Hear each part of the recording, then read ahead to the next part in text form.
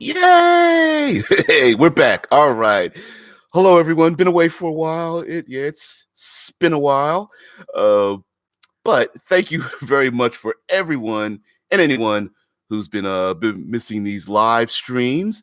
For those, and we are back to our usual long form podcasty, sitting at the table before the game starts kind of talks. So this week we're going to talk about island adventures. Why? Well, because it's kind of personal. I was on holiday. I was on a vacation, and I went down into the Southern Caribbean and visited quite a number of islands, um, most of which had saint before their titles, their naming nomenclature. But and it, of course, yeah, as a lifer in the tabletop role playing community, anything and everything we come across, we kind of go like, how can we gamify that? And so went to visit St. Thomas and St. John and St. Martin, also known as St. Martin, St. Lucia, St. Kitts, and Barbados, all of which had, they all have their own cultures currently. Into the modern day history, their landscape and such. So they have a very strong relationship to military, the age of exploration and piracy, privateers, the extraction and cultivation of many materials like salt, and they to this day they're still sugarcane. The rum pours like it's nobody's business, especially for us vacationers, as well as the intrusion of lots of animal species as well. And yeah, Pelora says, "What's with all the saint names? I'm not familiar with the history. Neither am I, as a matter of fact. Although there is one of the things that let's get into it. So one of the things I noticed about the island culture, and for those who don't know, the Caribbean islands below us in the States, there's probably thousands of islands. Each of the island nations themselves have surrounding themselves have hundreds of islands as well, dozens to hundreds of them. Not all of them habitable or of a significant size to hold a population, although there are many people who live on islands without power and access to high tech resources and such, but they live there anyway. And so, and a lot of those islands are not built, formed from the natural landscape. So you have like tectonic plate shifting and volcanoes. For example, in the mountainous island of St. Lucia, which has two famous peaks known as the pitons. They're like two peaks that jet right out of the ground. You actually get to visit and drive into the caldera of a semi-active volcano, literally smelling the sulfur, which smells like rotten eggs. Pretty nasty. But I mean, thousands of tons of sulfur just exposed. You see the mist and the smoke pouring off of it from the heat.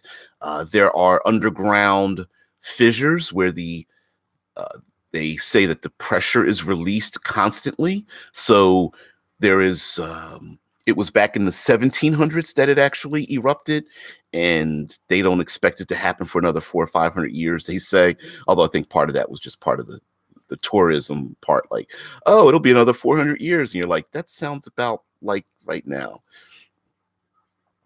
Yeah, Deadman says, for the most part, the islands named Saint and Seine were settled by Christian settlers in the 14th to 16th century. Yeah, lots of one of the main things you'll notice about a lot of the islands are that islands are a microcosm of the idea of an invasive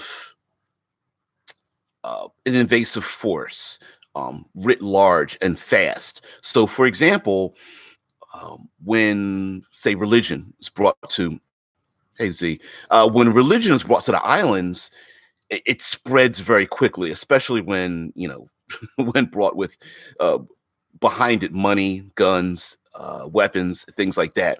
So a lot of the religion was brought with them. So a lot of the names of the islands were named after these saints, and the religion was brought. Lots of Christianity was brought with them, and uh, the problem with an island is that there's not very many places you can run to. So you either fight the changes or you just embrace the changes and try to live and survive as you can. And because of these, the smaller the island and the more difficult it is to live on them, the it's there are things that you have to tolerate in order to continue your existence and for your family and economically, that in a much larger continent with hundreds of miles, thousands of miles, you can just go over the next rise and just ignore it. So islands tend to be severely impacted. For example, yeah, Tesla Ranger says, quote, the region has more than 700 islands, inlets, reefs, and cays. That's absolutely true. Because when I went to visit St. Thomas, which is an American Virgin Island. We sailed in a catamaran over to a beach on St. John, which is technically a British Virgin Island. And so, yeah. Happy naming day. Yeah, Zev, well, happy birthday, man. Happy birthday. Yeah. Yeah, Mrs. Spencer's like, it ain't going to erupt for centuries. We promise. Why not bring your family? Yeah. It's not a strange thing, but you often find lots of communities living around the borders of volcanoes because of the rich and the rich soil for agriculture. So whether on purpose or accident, lots of volcano or volcanic activity areas have very rich soil, and so simply by accident, plant life will just grow up and around volcanoes. So you'll get lots of ancient cultures that live around volcanoes, and to this day, it's there. Yeah, Dead Man says K's is pronounced keys. Well, it's in our modern day, the pronunciations they have altered on the islands based on visitation. So the K is key, but when visitors call it K, then the residents call it K as well. Like there's a place called Perfect Day at Coco Cay, and it's a island resort area built up by Royal Caribbean Cruise Line, and so they call it K because it's spelled that way. So people say it that way. So pronunciations have really, when you get on the islands and you think you're pronounced, you have to hear the intonations of the people that live there, and based on how what kind of accent they have will give you the pronunciations. But even then, it's like it's like you're just like, hey, it's a perfect place for me. Yeah.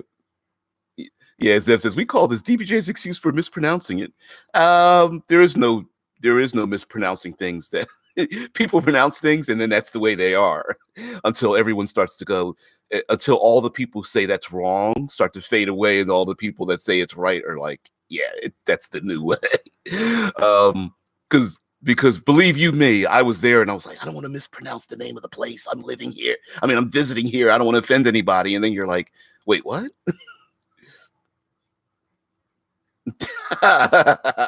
Yeah. Oh, yeah. I hear you. I hear you be like, serious question. Do you spell through as through in the States, or was I lied to? Nah, that's just people being lazy. The THRU is just us being lazy. But again, see how it has come about.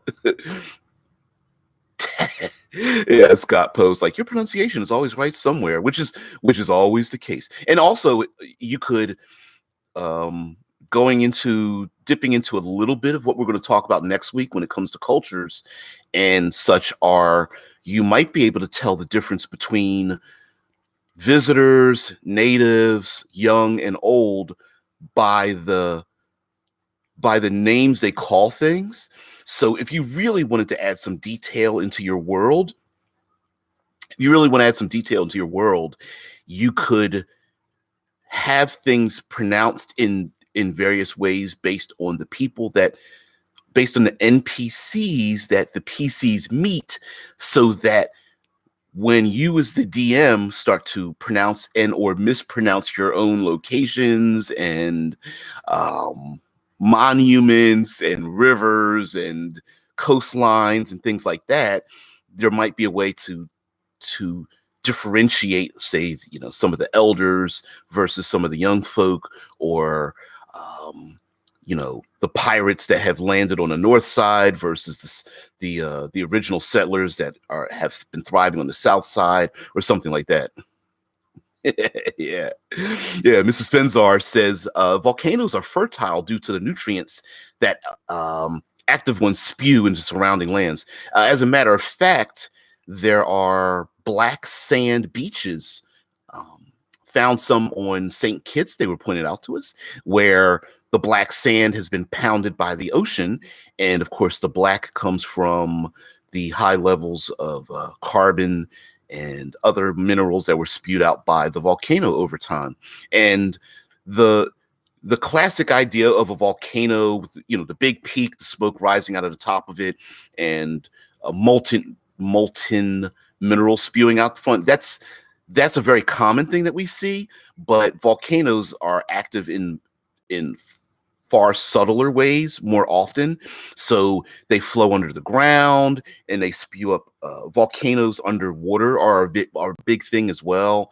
And as tectonic plates shift, some of the islands grow. So the islands actually shift over top of the pressure valves from the volcanic activity beneath it, causing the tail end of some of the islands to start to grow larger and larger underneath them until it crests through the ocean and then becomes land, and then vegetation falls on top of it. Pretty cool. Now, when it comes to some of the cool things that you'll find when visiting a lot of the Caribbean islands are again invasive species. For example, in Grand Turk, there are donkeys that run around like pigeons or squirrels or rabbits. Yeah. And humans, plural. It's like, yeah, they're humans. Yeah. By the way, for those who don't know, I'm reading some of the comments from both the YouTube chat as well as the Discord chat, and everyone's popping in some comments into the Discord over at Fantasy Grounds College. And so if you join there, you could put in some links or pictures, and you're able to speak. You're able to type a lot more characters, and or it's also simulcast over there, the audio. So if you prefer the audio without the slight delay from YouTube, you can also listen in over on the Discord. Yeah. Yeah. So the invasive species such as humans on the islands and the people that live there have a huge effect on the island life there. As a matter of fact, you'll find on the various islands, you'll see free running donkeys, chickens. There are islands filled with pigs that were let loose because when settlers came over to extract the resources from the various islands, it was a cornucopia of like vast resources: salt and sugar and cotton and tobacco. Yeah, fancy monkeys and hairless apes. As a matter of fact, one of the islands that we went to visit, St. Kitts, had a zoo with monkeys in it, and a storm blew open the cages. They were released. The monkeys ran wild. Just simple life living on the islands was just like, there's no point in even trying to get them back in their enclosures. And they just began to breed on the island. So now the island just has monkeys all over the place. Now, mind you, just walking around, you really won't see them because it's such a rainforest, and they are so well protected in their own habitat, or the habitat they created for themselves. You won't find them, but there are many places like beaches and bars and things like that that will put out food items for them, fruits and vegetables, coconut and pineapple, things like that, to encourage the monkeys to come down out of the deepest parts of the island, and so that people could see them and get pictures taken with them. And of course, as economy would have it, there are many people there that when you go into the public places, you'll see people running around with monkeys on. They're carrying monkeys on their shoulders and their arms, and they'll throw a monkey right at you, stick them right on your top of your head, and take a picture with you, and go $10, $20. It's that part of it's a little bit annoying, but you'll see that a lot. Yes, it's like they let the monkeys loose. No one's going to get that reference. Yeah, they sure did. Deadman says the Hawaiian chain is all caused by one volcanic vent while the oceanic plate slides over it.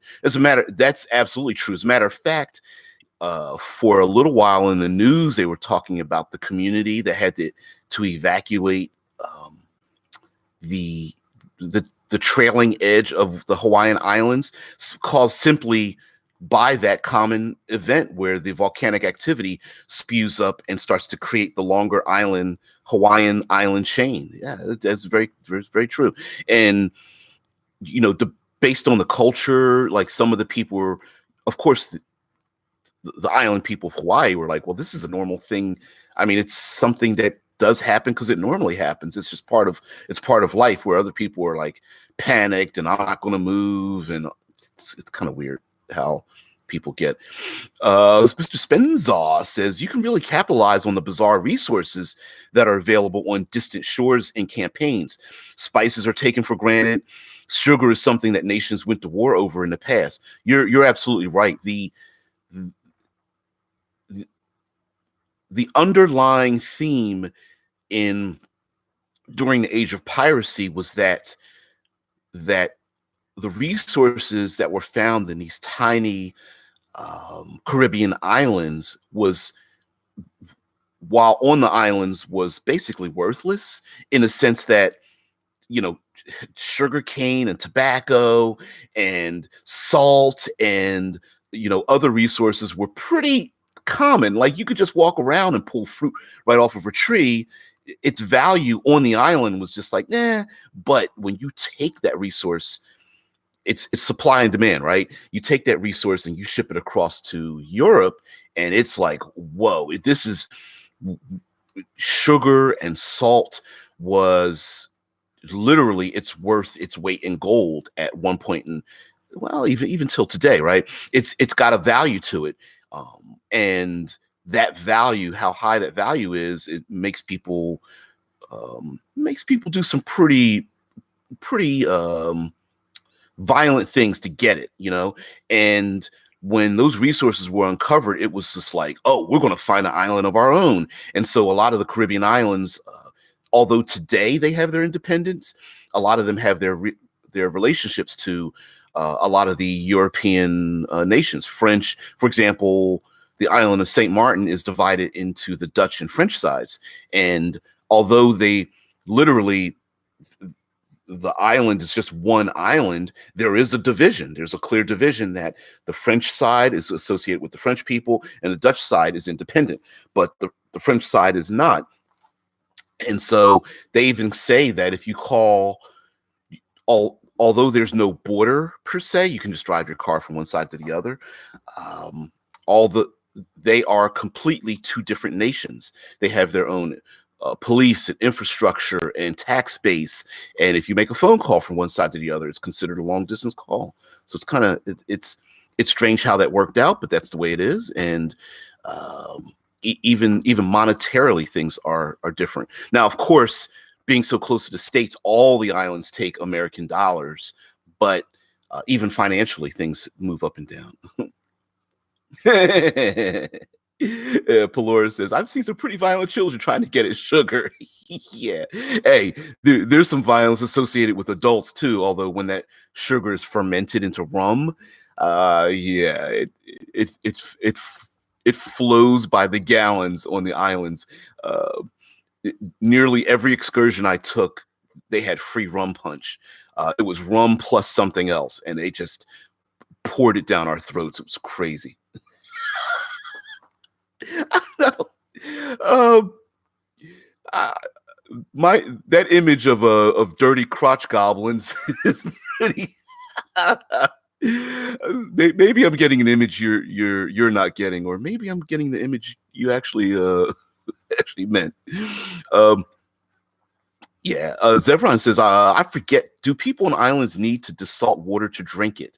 As a matter of fact, despite being surrounded by literally an ocean of salted water, th- the getting fresh water on many of the islands is extremely difficult. Um, People use water collection, and there are desalination plants located throughout many of the islands, and they are very frugal with the use of water on the islands. So they use a lot of gray water, meaning they use tanks and tubs and things on rooftops and beside homes to collect rainwater, because it rains. The tropical islands, it rains basically every day. At some place it rains all the time, and it's these half-hour rains, much like Florida, where it rains, but a half hour after the half-hour rain, it's as if it hadn't rained at all. But they save the water and use the gray water for things like plants and washing the front stoop and things like that. So you wouldn't drink it, but you could use it to, like, maybe wash clothes and things like that, and just use filters and such. So yeah, despite all the islands being surrounded by oceans, they actually need desalination plants. And cruise ships use desalination plants on board for their water as well. Yep, rain. Dead Man says rain and dew. Yes, absolutely. They absolutely do so. And based on the community you go to, because there is, comparatively, for first world nations, there's a greater propensity for poverty. You'll find different methods of people surviving. So if you've got money, you live near a desalination plant and you don't worry about it. You've got your hot showers and purified water. Whereas if you live in a poorer area, they have like a water truck that may come around, and they'll have a communal area where they collect water to purify it. And some people even still use the classic sand and carbon filtering to get clean drinking water. So yeah. Now it's going back into the chat. Mr. Spenzar says, a mango in the Caribbean, anyone can have. A mango in Europe during the 1500s, maybe the richest nobles could have one in their lifetime. And that's absolutely correct. There are, during many of our tours, they were talking about, like, kind of making fun, but they were talking about the idea that, like, if the natives leave it on the ground, you don't touch it as a visitor, right? But if the natives pick it up, that means that you can use it. And so there are fruits and such that fall off of trees that to them it's like an annoyance rather than something you would go to the supermarket to buy and spend lots of money on. So yes, a mango, like you said, a mango in the 1500s in Europe was like an exotic experience to obtain this mango. But even today on the islands, like coconuts, that you climb up in a tree, cut one down, cut the top, take a hatchet or a machete, cut the top of it off. You got yourself literally fresh coconut milk or something, right? To many of them, sometimes there's too much fruit and you got to get rid of it because it's just hanging all over, which I think even that, in terms of like tabletop role-playing games, is kind of, I think that's a really great way to show the difference between, like, of course players are like, oh, I want gold, and everything's gold pieces, measured in gold pieces. But, in other cultures, like, gold is useless here. But if you really want something valuable, bring with you like tobacco or salt or sugar or spices or especially resources that people need to survive. That's very valuable versus the rich who may want something exotic like chocolates and vanilla and cinnamon and other spices as well. Um, Dead Man says many islands do have small streams from rainfall. As a matter of fact, it's not only are the islands small enough for you to drive around in pretty much a few hours, some of them, but they're ecologically, because of some of the heights, like you'll have humid, extreme humidity in, like, say, a northern part of an island, and then rainfall that triples a southern part of an island, right? You may have extreme rainfall in the northern part, but it may not even reach the southern part unless it comes down, say, a stream or down into an inlet or a pond, extreme ponding and things like that. So, as for example, if you visit the island of St. Lucia, there's almost not a single straight road on the entire island. There are basically single lane, dual lane highways or roads.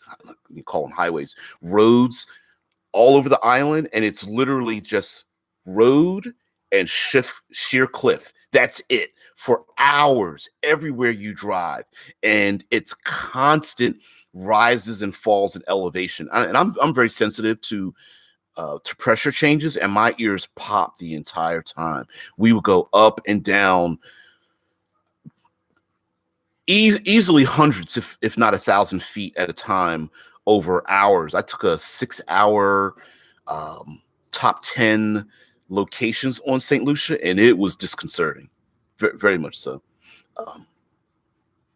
Oh man, going back into the chat, Zevron says doing a D&D one shot tonight is a gift. Ooh, as a it's your birthday. Somebody should be giving you that gift. Set in the Magic the Gathering setting of Ixalan. Ah, it's Ixalan. I can't pronounce it. It's but I remember the setting. Yeah, vampire conquistadors, human, goblin, orc pirates, merfolk natives, and feathered dinosaurs. So this was well timed. Yeah, as a matter of fact, the idea of people, coming to the islands, there's a little bit of arrogance involved in that when it comes to outsiders coming into a native location, especially because considering that the islands from afar look kind of tiny when maybe people are visiting from a more advanced culture or larger culture from a mainland continent, may give themselves a sense of superiority when coming to, confront native peoples who live on these islands, and come to find out that they have no idea what the culture is like and what the environment is like. And that's kind of a cool thing to play with in a tabletop, especially if you want to incorporate different kinds of like animals and creatures and magical abilities or something. Like, I think it would be perfectly fine to limit, let's say someone's playing a druid, and let's say they come from a cold region and they only get to pick through like a handful of cold region animals, like a polar bear, maybe a white owl, or like a winter wolf, or a penguin, or something like that, a seal or whatever. And then they come to this tropical island and they get to find some of these feathered dinosaurs and marsupials living in the trees, and exotic lizards and salamanders and things. And I think that would be a really cool culture clash as well. And even your plate mailed conquistadors that are coming off of ships end up finding out that they're dying from dehydration because of the extreme humidity, and trying to wear plate mail and hack through the foliage and things of that nature. I've got plenty of notes on that when the upcoming Rainforest book comes out, probably one book after the Wetlands book comes out. So that's going to be pretty interesting as well. in terms of like impacting opportunity attacks and ranged attacks and using stealth and survival and huge modifications to the very simple, difficult terrain statistics and things like that. Yeah. Oh, Zeb's like DMing is a gift for me. Yeah, that's cool. I'm not criticizing, man. I was just picking. I was like, man, that's your gift. They should be doing that for you. Somebody should be doing that for you. But that's cool though. That's actually a cool little tradition there where like, hey, it's my birthday. I get to play the game. I get to run the game I want to. That's awesome. Uh, Scott Post says a polarla, a polar koala familiar. That's actually kind of cool. That'd be kind of cool. I like that. Zev says plate mail conquistadors that drink the natives for food. Yeah, the vampiric conquistadors coming to the island and such. In that the Ixalan setting for Magic the Gathering. That's actually kind of a cool idea how they mix that together. But during the age of piracy, if you really want to get a television show, look up Black Sails. Black Sails, I think, had 4 seasons. And so if you really want to look that up, it's a little older now, but look that up and you'll find also Master and Commander, the movie, was pretty good about sailing and piracy and things of that nature. And the economy that was set up through piracy, basically very expensive goods and services, services meaning like, slaves, were brought over to the island to harvest the materials there to send back to Europe. And then pirates were hired, i.e. known as privateers, were hired to steal the merchandise because it was that valuable, to then launder it, basically resell it to the other nations, to then sell it back to the European nations again. So someone would, get tobacco or salt or sugarcane, even slaves. A pirate would then steal it, would then make a deal with one of the European nations that's already on the island. They would basically launder it. They would come up with, fake documentation that, oh, we have, sugarcane for sale, but we can sell it to you slightly cheaper than our competitor because you stole it. And then the Europeans were like, well, we wanted the sugarcane in the first place, and this king sucks, but fine, we'll take our sugarcane that we know you stole in the first place. And oh, by the way, some of the money that we saved from getting this cheaper sugarcane, we're going to just hire privateers to then attack your people, and so on and so forth. So it just became its own industry. So, and in one of the strangest things from the age of piracy was that the pirates had their own, essentially, life insurance and healthcare in many ways. They were one of the most what's a good term? What's a good phraseology? They were very equitable. If you wanted to be free, you join a pirate group, and if you were injured, fighting alongside the other pirates, you got an equal cut. And that was a thing. Yeah, Zev says, yes, thank you for pointing out the healthcare of pirates. No, which was actually a truism. That was, yeah, Zev says, like, no one knows that. That's actually a truism. They would, if you, we think of the classic pirates with like the peg leg and one eye and the hook hand. But and if you really think about it, why would they still be on the ship in the first place, right? You've got one eye, you got a patch over your eye, which we'll go into the eye patch in a minute. But why would you want someone, and air quotes, disabled on your sailing vessel? Well, the reason is, instead of kicking them over the edge and letting them die out at sea, they were considered a valuable member because, like everyone else on the ship, they had nothing.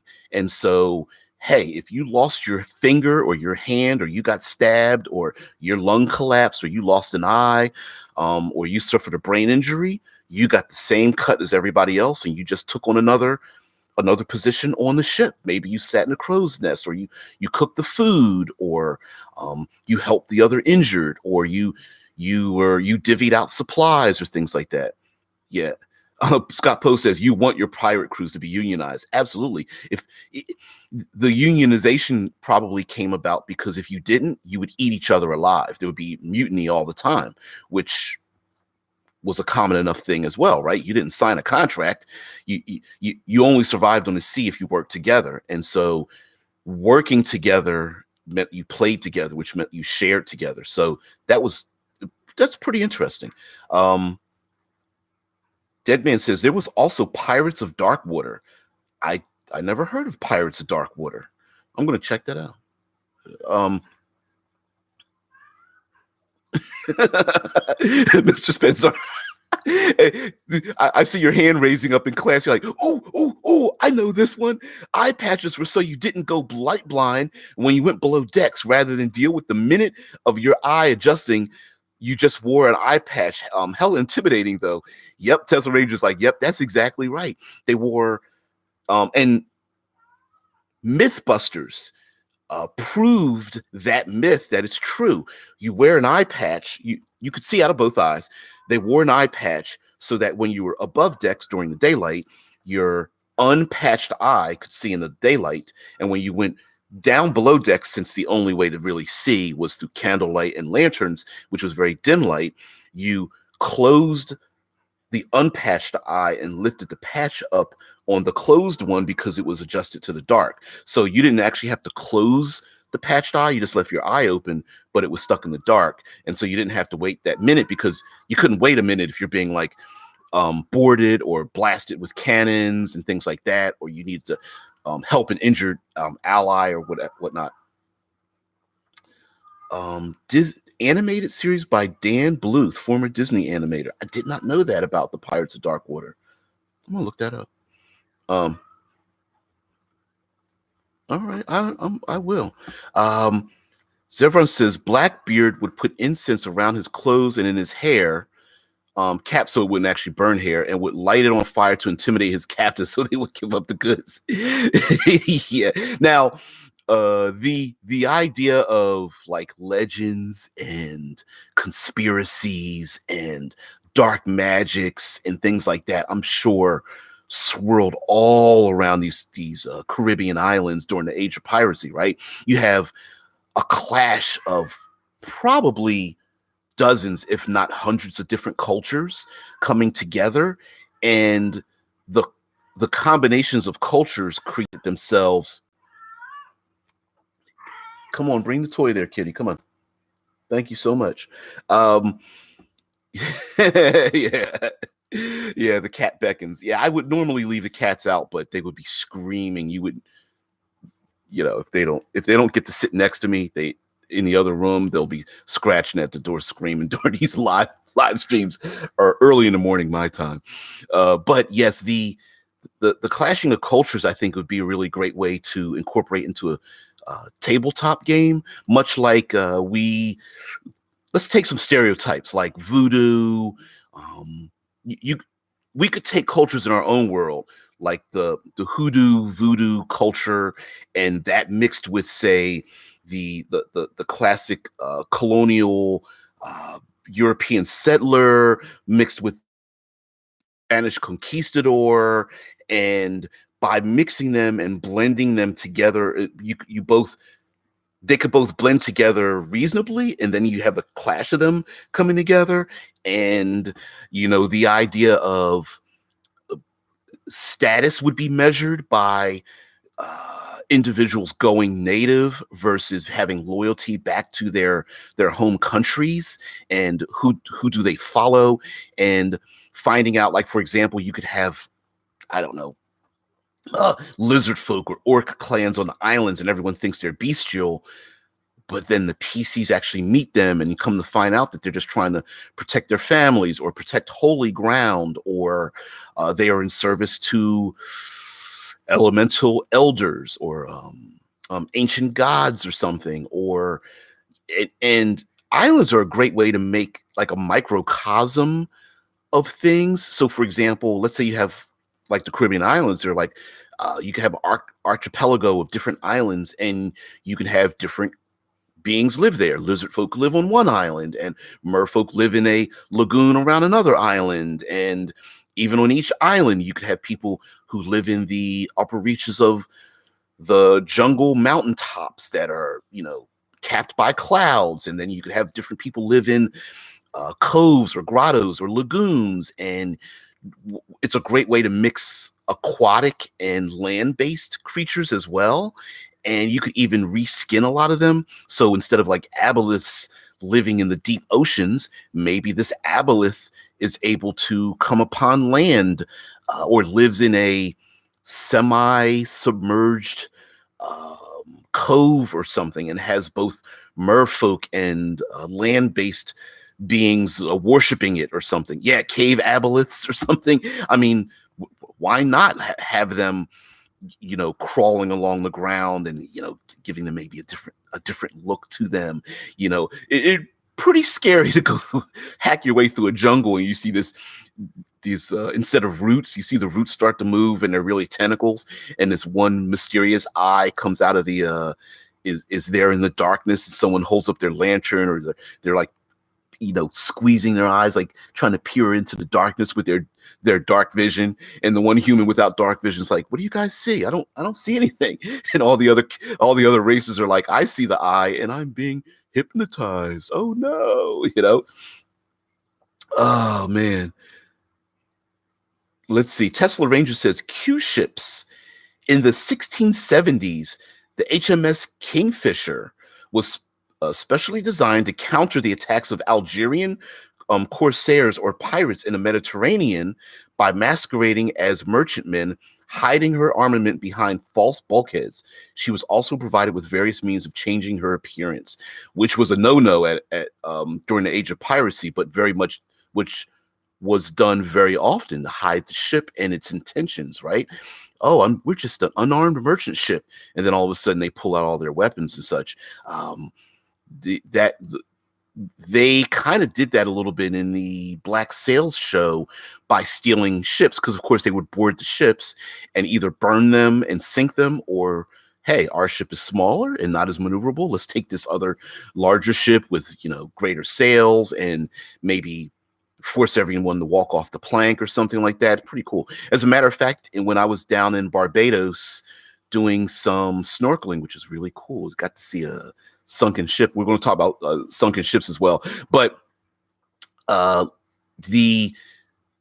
someone outfitted a modern vessel to look like a pirate ship, and they had probably 50 to 60 partiers on there with multiple levels, and they were literally jumping into water by walking off the plank and swinging on cables to swing out into the ocean and stuff like that. Pretty cool to see that. I don't know if I would get on the ship. It looked a little not rinky dink, but it's like, if that's all you had at that time, it was probably extremely modern technology. But today you look at it and you're like, it looks like it's about to fall over.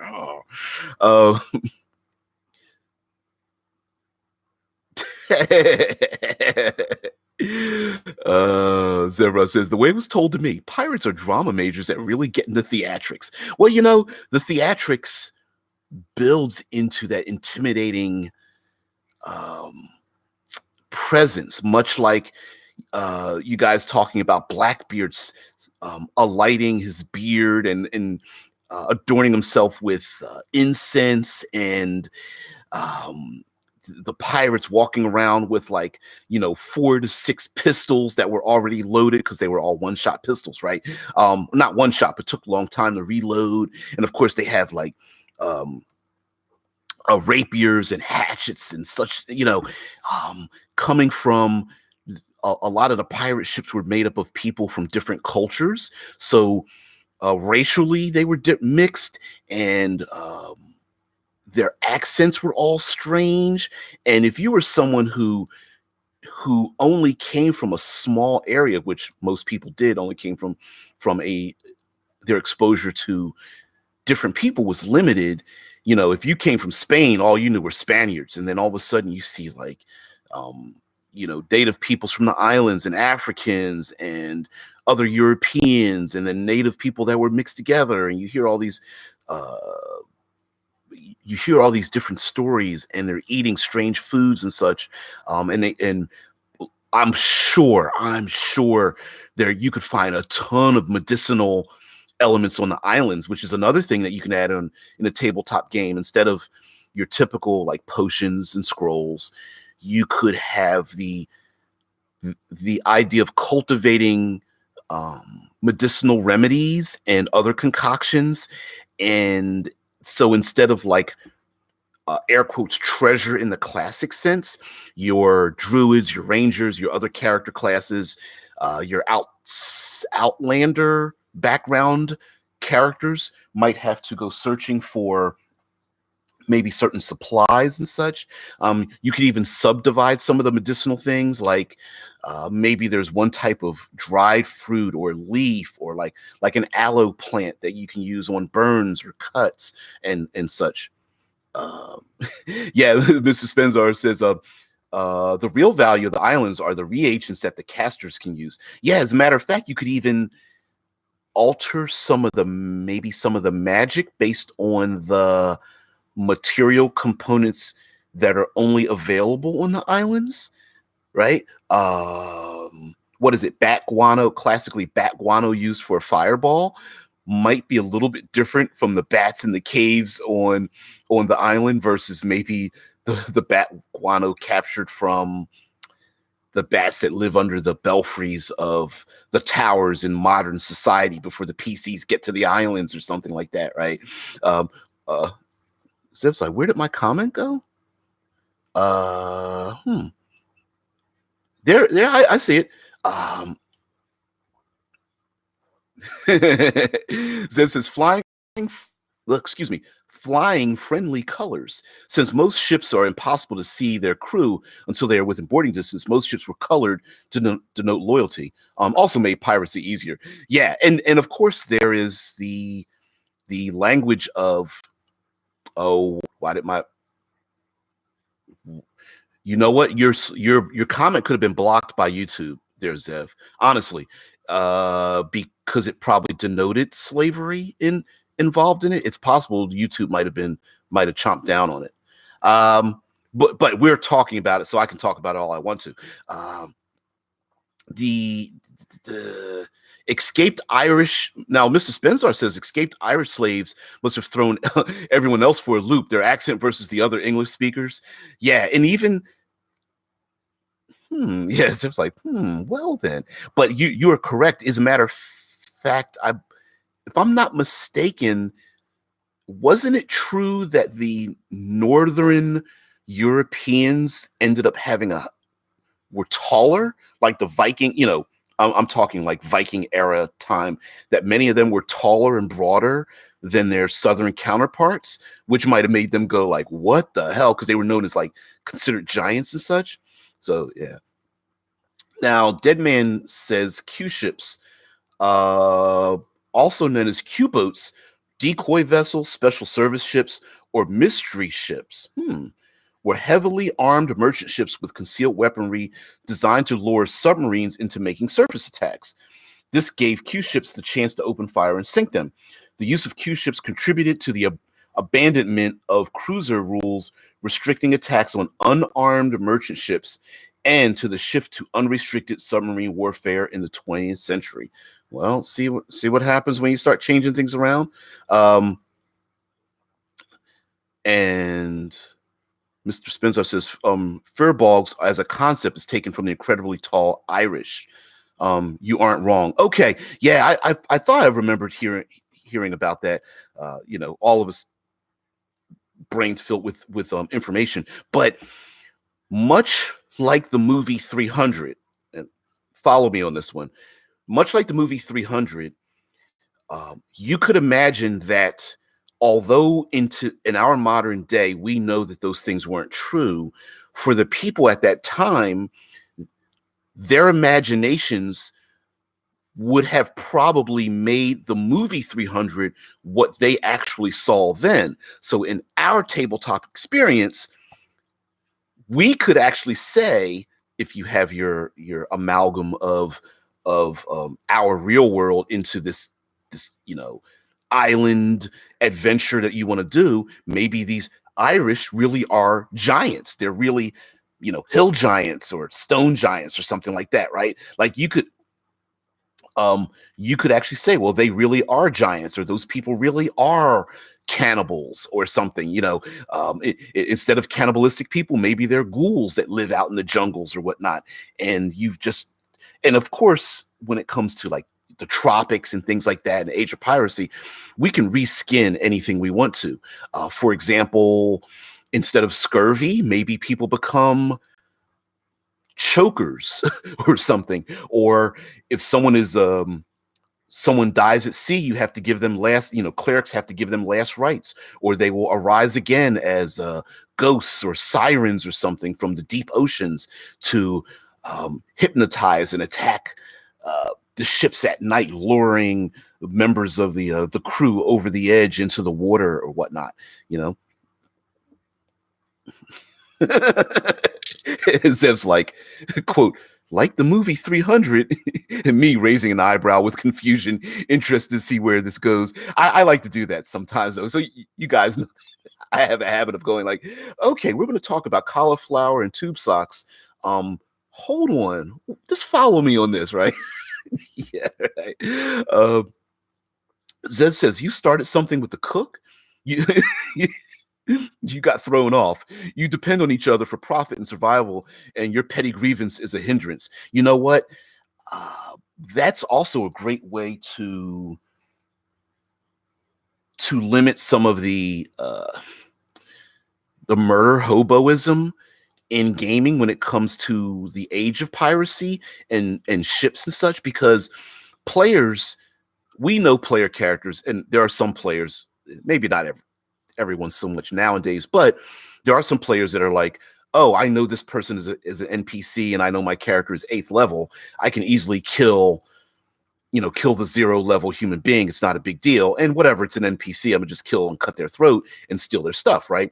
But when you know that your ignorance, your arrogance, your rudeness, your violence is going to get everyone against you, and then things might change a little bit. Instead of instantly going 0 to 60 and want to kill somebody because they don't want to share an extra bowl of stew with you, right?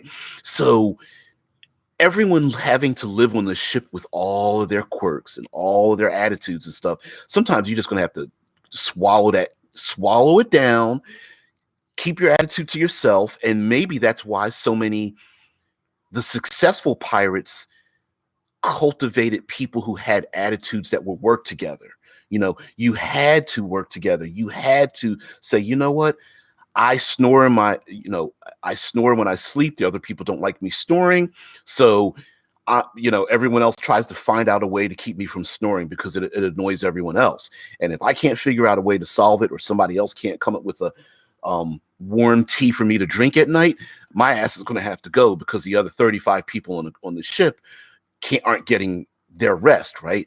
Everyone might come up, people will come up with ways to solve situations. Maybe somebody has a gambling problem on the ship, or someone lost their leg, and it's like, man, you were our best swordsman, but you lost your leg, and I know you want to board the other ship, but you're more valuable up in the crow's nest. And like, well, I don't want to be up there, but I better be up there to help everyone else out, because I don't want to leave my friends. We fought side by side, and I want my cut of the spoils, the booty, right? The bounty, the booty. Well, the booty too. Zevron says, that was my slavery and racism comment. Really?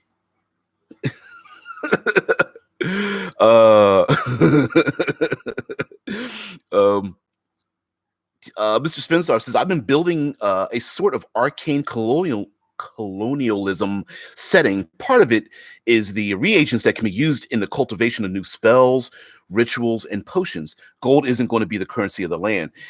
And of course, that's a great way to destroy current gold as a currency, right? You can make your own economy. That's really cool when the players start gathering unique plants and leaves, or minerals, or seeds, or fruits. bamboo, salts, sugar cane, and other kinds of spices, bags and sacks and pouches of spices that they carry with them. They may even find exotic animals and harness their bones or skin or organs or their meat for trading with others or even capturing some of these things alive, as well as reskinning player character things like maybe a player, maybe that mage in the group that had I don't know, a bat as a familiar, maybe they get a parrot as a familiar, or a frog, or a lizard that does something, or you reskin one of the familiars to become something different when they get on the island. And of course, reskinning a lot of the weapons and armor and things of that nature. Like what's some weapons like the kukri and the karambit blade could just be like a short sword or a dagger or something, just used in a different manner. So yeah, Mr. Spencer says the ship has to be crewed by 20 men.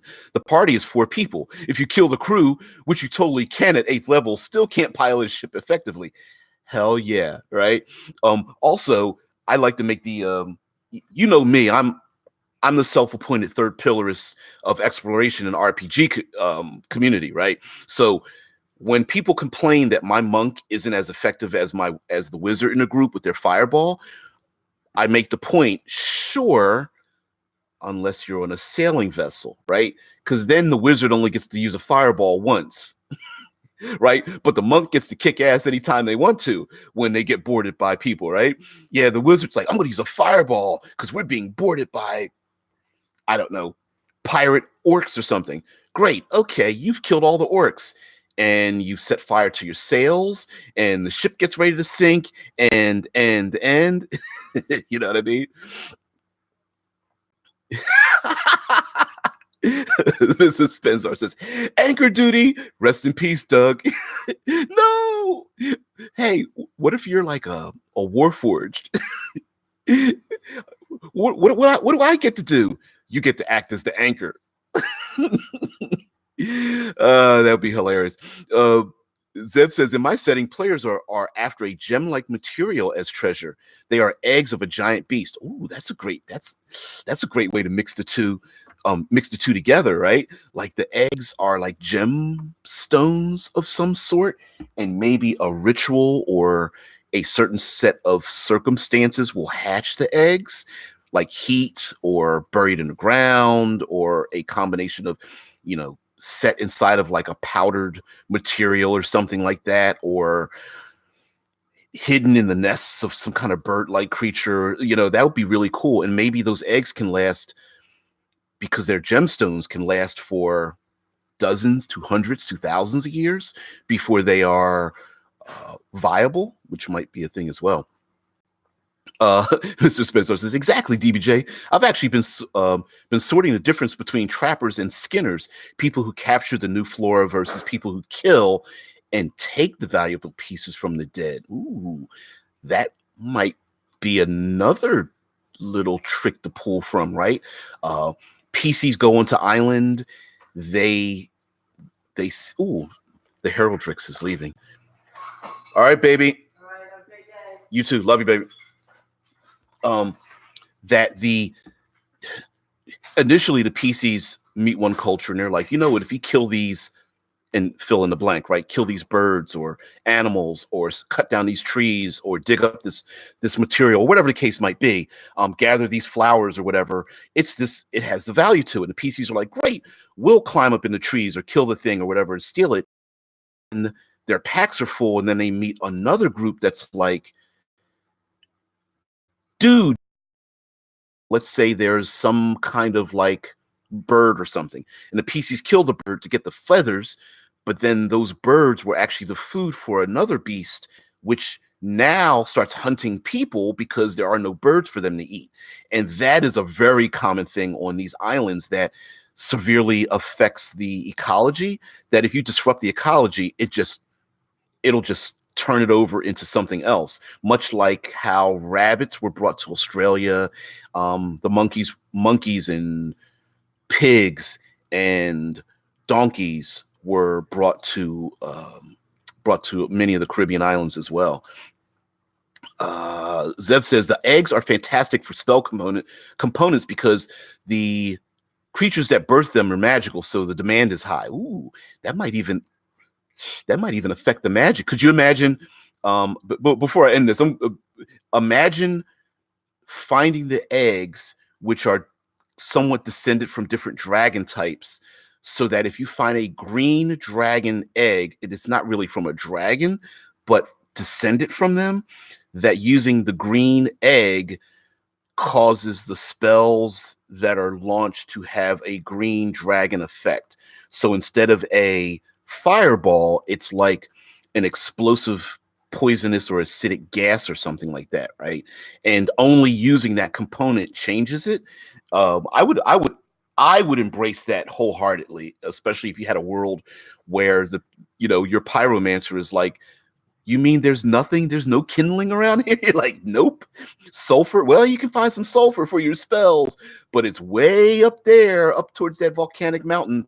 Otherwise, you're gonna have to use what's down here. Yeah, cloud kill. Maybe you just replace one spell with another. Like when the players are like, I'm going to memorize my spells. You're like, well, here the spells are going to be kind of changed, right? Maybe one of your player characters, like a druid or something, is normally changes into a wolf, but instead starts to change into like a jaguar or what have you. Yeah, I think I would embrace that wholeheartedly. I mean, basically, when you reskin something without changing the rules, you can make it look any way you want to. And I think that'd be sweet. Tesla Ranger says, so this is pulled from Cutthroat Island. Morgan Adams about his sword fighting. Very pretty, Mr. Shaw. William Shaw says, thank you, ma'am. I had the good fortune to study with a grand master in Vienna. Morgan Adams says, now, stop diddling and kill the man. William Shaw says, kill him? Bless me, we never got to that. which in and of itself might be a thing. The pistols at 20 paces, the rapier attacks, the sword fighting, a great way to mix like the social and the combat interaction and stuff. Kind of cool there too. I love that. Mr. Spenzar says, we had an awful situation where the party killed these deer-looking creatures that bounded between the trees with their powerful legs. When we killed them, we took their antlers. When we got to town, the shopkeep asked if we took their legs because they can be used to make powerful ballista. That's weird, but cool though. I love that. I love that idea. Well, okay, we're coming to the end. Thanks for joining me. Thanks for the thumbs up and such. I really appreciate you guys sticking with me. I know the channel shut down for a week and a day, and I apologize for that. But human, need to go on vacation, needed a holiday. But thank you very much. We, of course, are going to continue tomorrow, World Building Wednesday. For Thursday, it's Third Pillar Thursday, the third pillar of exploration, tabletop games, and, of course, Future Friday. We'll talk about aquatic worlds and island, going to aquatic locales like Europa or something like that. But anyway, you guys, your time is valuable. Thank you for spending it here. I hope everyone who participates and watches this later, and maybe even listens in, leaves with some change. So guys, have a great one. I'll see ya.